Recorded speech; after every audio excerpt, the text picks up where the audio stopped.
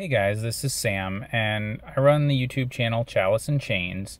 And today I wanted to make a video kind of continuing on my new, tips for new dungeon masters.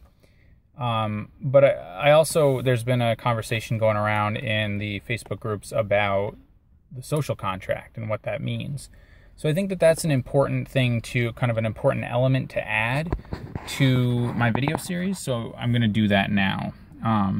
So if you've watched the previous videos that I've made, basically I gave 5 tips for new DMs as to what you can do to start a campaign. And then the second video I did was basically how to run a session 0, which I think is crucially important, especially as a new DM, but for when you're running a campaign. For a one-shot, maybe not so much. But what I wanted to do today is kind of add to that session 0 that, because I don't think I talked about it in the first video, but that you really need to set expectations for what type of game you're going to run and you want to run as the dungeon master, but you also need to get to know the motivations of your players. And the reason I'm bringing this up is because I saw in the Tabletop RPG one-shot group a thread where, a player had a DM had a bad experience. He was a new DM, spent all this time world building, was excited to run a game, and then his players just went complete murder hobo and just, went nuts. And he said he was, he kind of lost the motivation to DM. And there was a lot, basically everyone was like, you need to get new players, which was true. He really did, because these guys sounded like, real tools and making demands of him. No. But what I think, and I don't know if this was a one-shot or a campaign, but to avoid that kind of thing happening in a campaign, communication is really important, okay? And so, what I talked about in the last video is you guys are deciding on, the type of setting you want. If it's going to be high epic fantasy, if it's going to be, modern espionage, if it's going to be space opera, whatever, and you decide on the system that you guys want to use. So I set the example of high fantasy and Dungeons and Dragons 5th edition, right? And then you can start going into the session 0, the character creation process that I laid out. But I think part of that, before you actually start the game, before you start playing Dungeons & Dragons, or any RPG for that matter, you need to lay out some ground rules. Now, some people are going to call this a social contract. Some people hate that term. It doesn't matter. Whatever the terminology you feel like using is fine. But you still need to do it, okay? I really do not believe in just coming to a table with, hey, I want to run this game, let's roll up characters. Not for a campaign. One shot, that's fine. Campaign, no way. That's not my style, and I don't think a new DM should do that. So, what I think that you need to do in terms of this social contract, or whatever you want to call it, when you're a new DM, and my 5 tips for new DMs, the first one was keep it simple. Do the same thing with your social contract, Say, all right, guys, we've decided that we want to run a fantasy setting. We've decided that we want to use Dungeons & Dragons 5th edition, and we've decided that we kind of want to do these types of characters. What I need to do, though, is lay out a few ground rules and get your ideas on expectations for what you want to do. So something along the lines of, I don't want evil characters. All right, let's say you're a new DM. No, I want to run a heroic campaign. I want the characters to be good heroes. You need to set that expectation. And if the players say, "Oh man, I don't really want to do that. I like the idea of playing someone who's evil, whatever." You decide as the DM if you want to allow that or not. And it's okay for you to say no. Okay? The other thing that you need to do is to say to them, and you should do this regardless, okay? If you are going to run around being crazy, and I'm going to use the term murder hobos with as much controversy as is involved in that, if you're going to run around and kill things, steal, all that, there will be consequences. So for example, if you are in a town and you start a fight and you kill somebody, there's going to be consequences. You know, what would happen if you did that in real life, right? If you went into a bar, got drunk, started a fight, and killed somebody. Okay? I mean, you know, cops are going to be called, whatever. So set that expectation. Be like, guys, look, your actions have consequences.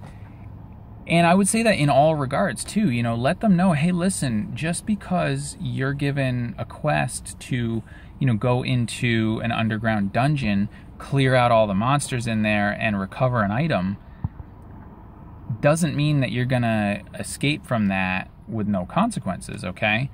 I mean, think about that. Those, you know, I'm not just going to put a random dungeon in a random part of the world with monsters that just moved in and have no purpose, okay? You know, so maybe you use a simple example, right? Like there's a you know, temple ruins submerged in a swamp, and the swamp is controlled by lizard folk, okay? And you need to go in. You've been tasked by elves that live in the forest surrounding the swamp and to go in and recover an item that was stolen, okay? So you do that. You go into the temple, and let's say you kill all the lizard men in there, right? You guys have a fun time. You slaughter everything. You recover the treasure. You bring it back to the elves. Okay, great. Maybe as soon as the next session, but maybe not. Maybe give it a couple of sessions, right? And then all of a sudden the characters, you know, are sitting somewhere. They're in a tavern. They're doing something during downtime.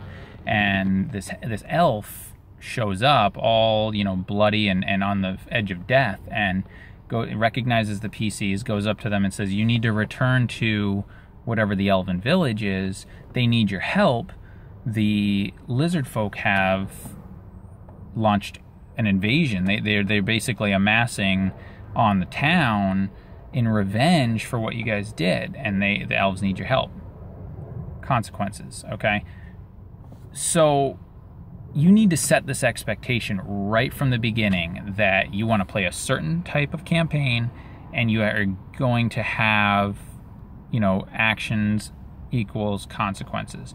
Now, set the expectation, too, that not everything's going to be bad. You know, I mean, maybe you kill those lizard folk, which had been raiding a, you know, farming village on the other side of the swamp, that now can prosper, and the lord that oversaw that village, you know, has now can gain a higher standing in the court, whatever. You know, there can be all kinds of stuff.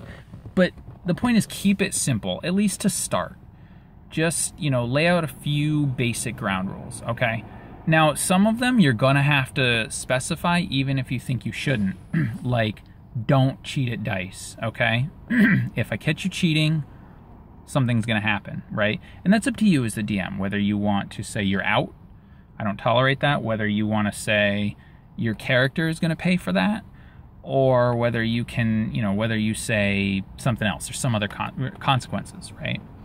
And it seems stupid, but people do it. They cheat at dice. And it's I don't know why they do it. It seems like it, you know, they'll fudge their roll because they don't want to have, you know, negatives or whatever. Whatever. It is what it is. You need to set the expectation that that's not okay.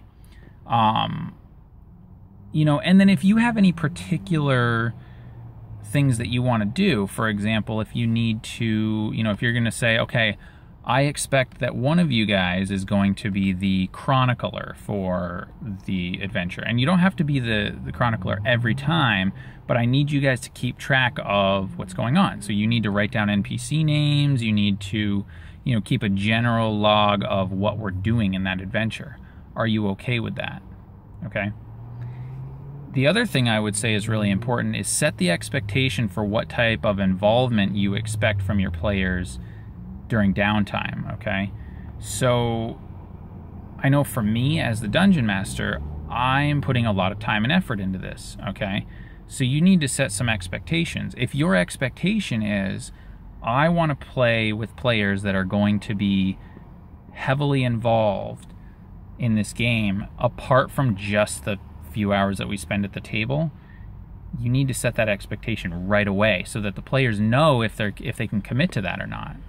Okay, so like for me, I don't want players that will not look at their character sheet for the 2 weeks or the month that it takes between adventures, not once. You know, if I set up a Facebook group where people can post stuff, I want there to be activity. I don't want to post stuff and not have people respond, you know? So that's an expectation that you need to set right away. And if the players say, I can't commit to that, that's great. That they've let you know that. Now you need to decide what you want to do, all right? So, you know, this video is probably going longer than I wanted, but I think that it's really important that these points come across, that, you know, you have to set expectations for the type of game you want to run and the type of behavior that you expect before you start the adventure, okay? And especially as a new DM. And if you're a new DM playing with veteran players, that's that much more important, okay? Because when you set the rules, and really the number one rule should be, I'm the DM, my word is law.